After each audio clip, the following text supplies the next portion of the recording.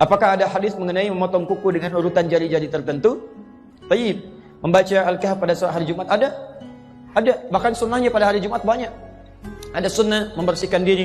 Untuk laki-laki misalnya tipiskan kumis, cukur kumis, rapikan jenggotnya, kemudian mandi. Ya seperti halnya mandi janabah. Setelah itu dia potong kukunya, terus memperbanyak baca surah Al-Kahf, memperbanyak salawat pada Nabi sallallahu alaihi wasallam. Sunnah Jumat. Dan di antara sunnah itu berlaku untuk perempuan juga. Sama muslimin wal muslimat, innal muslimina wal muslimat. Berlaku perempuan, berlaku untuk laki-laki. Ada yang sama, apa di antaranya? Potong kuku, bagian dari yang sama. Baca Al-Kahf, bagian dari yang sama. Jelas ya?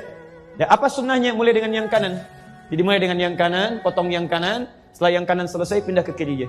Ya, dari tangan kemudian pindah ke kaki. Ya, kepala, pundak, lutut, kaki. Yang dimaksud membaca surat Al-Kahf, membaca itu punya dua makna di bahasa Arab. Satu sekedar baca, kedua dipahami. Tapi kalau ada redaksi hadis meminta membaca, itu umumnya memahami. Pahami.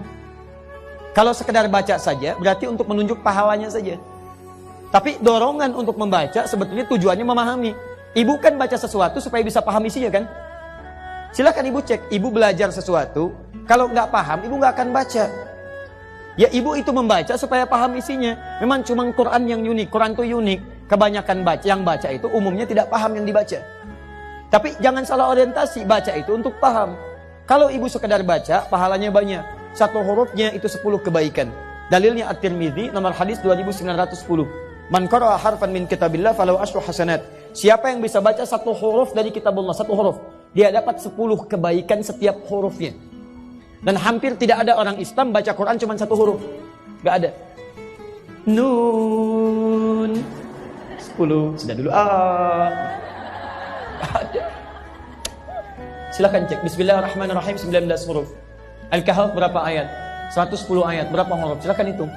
Jadi kalau ibu sampai Jumat ini merasa banyak pahalanya, silahkan kalau nggak mau baca Quran. Tapi kalau ibu merasa banyak dosanya, ayo setidaknya banyak-banyak baca Quran. Mudah-mudahan tertutup dengan itu, dengan pahala-pahala kemuliaan. Ayo, siapa yang tidak punya dosa boleh angkat tangan? Boleh silakan. Yang sedikit, yang banyak, lah saking banyaknya nggak bisa ngangkat kan?